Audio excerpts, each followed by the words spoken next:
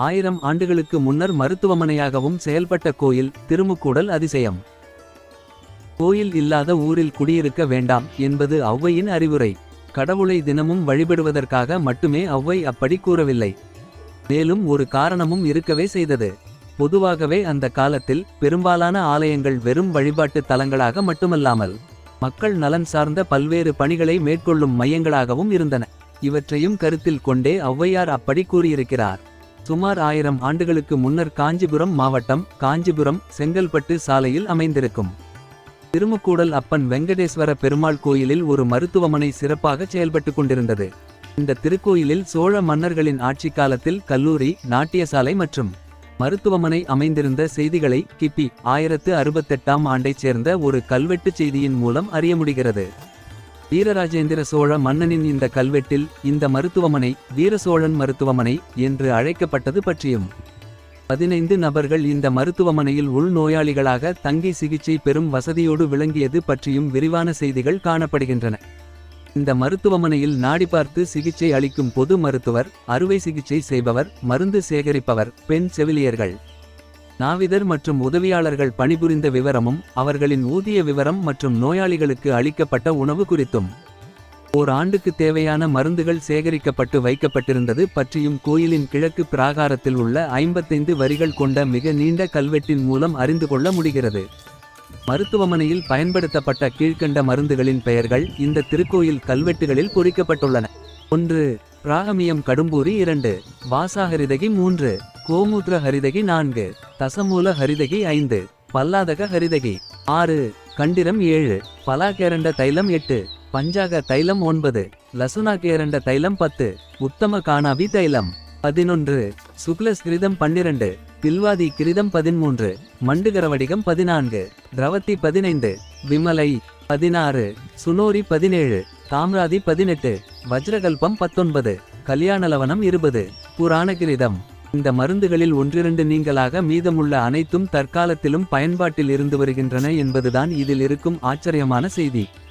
இந்த மருந்துகளை பற்றிய விரிவான குறிப்புகளும் அவை தீர்க்கும் நோய் பற்றிய விவரங்களும் சரக சம்ஹிதை என்னும் ஆயுர்வேத நூலில் காணப்படுகின்றன. மேலும் இங்கு வேதம் பயிற்றுவிக்கும் கல்லூரியும் அதில் தங்கி படிக்கும் மாணவர்களுக்கு உணவு வசதியுடன் தங்குமிடமும் அளிக்கப்பட்டுள்ளது. மாணவர்களின் உடல் சூட்டை தணிக்க வாரம் ஒரு நாள் தலைமுழுக எண்ணெய் வழங்கப்பட்ட குறிப்பும் இங்கு உள்ள கல்வெட்டில் காணப்படுகிறது. கோயில் தொண்டை மண்டலத்தை காஞ்சிபுரத்தை தலைநகராக கொண்டு ராஜா தொண்டைமான் சக்கரவர்த்தி என்ற அரசரால் கட்டப்பட்டதாக கூறப்படுகிறது.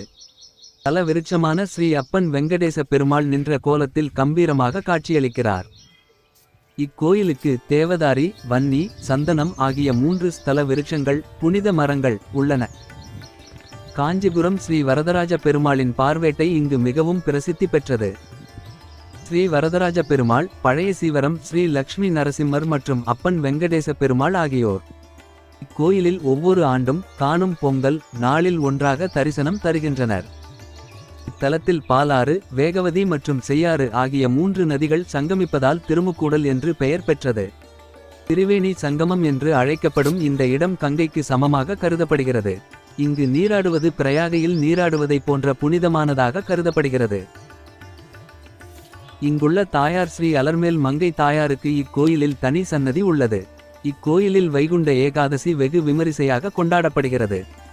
மற்ற தெய்வங்களான ஸ்ரீ வரதர், ஸ்ரீ ஆண்டாள் மற்றும் ஸ்ரீ ஆஞ்சநேயர் ஆகியோருக்கு இக்கோயிலில் தனித்தனி சன்னதிகள் உள்ளன. இக்கோயிலில் காணப்படும் மிக பழமையான கல்வெட்டு 9ஆம் நூற்றாண்டைச் சேர்ந்தது என்பதால் இக்கோயில் 1200 ஆண்டுகள் பழமையானது என்று கூறப்படுகிறது. இந்த கோவில் ஏஎஸ்ஐ ஆல் பாதுகாக்கப்பட்டு பராமரிக்கப்படுகிறது.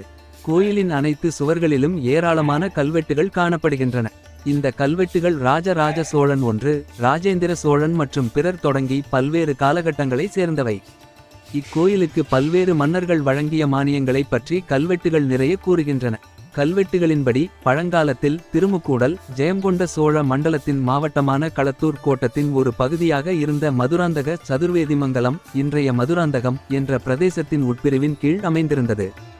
சோழர் காலத்தில் இக்கோயிலில் திருவாய்மொழி ஓதுவதற்கும் ஏற்பாடு செய்யப்பட்டிருந்தது. இங்குள்ள ஸ்ரீஆஞ்சநேயர் மிகவும் சிறப்பு வாய்ந்தவர். இறைவனை ஊர்வலமாக எடுத்துச் செல்லும் போதெல்லாம் கடவுளை வெளியே எடுத்துச் செல்வதற்கு முன்பு ஸ்ரீ ஆஞ்சநேயருக்கு முதல் மரியாதை செலுத்தப்படுகிறது. மேலும் ஸ்ரீ ஆஞ்சநேயர் ஒருவரின் கடன் சுமையை குறைக்கும் சக்தி வாய்ந்தவர் என்று கூறப்படுகிறது.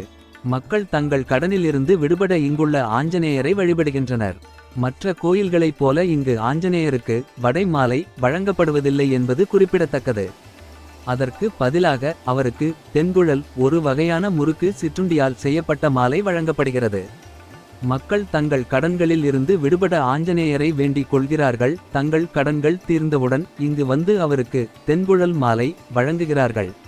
கல்வெட்டுகள் இறைவனை நிற்பதுங்க வர்மன் ஆட்சி காலத்தில் விஷ்ணு படாரர் என்றும், சோழர் காலத்தில் திருமுக்கூடல் ஆழ்வார் என்றும், விஜயநகர மன்னர்கள் காலத்தில் திருவேங்கடமுடையான் என்றும், செஞ்சி நாயக்க மன்னர்கள் காலத்தில் வெங்கடேசுவர சுவாமி என்றும் கூறுகின்றது.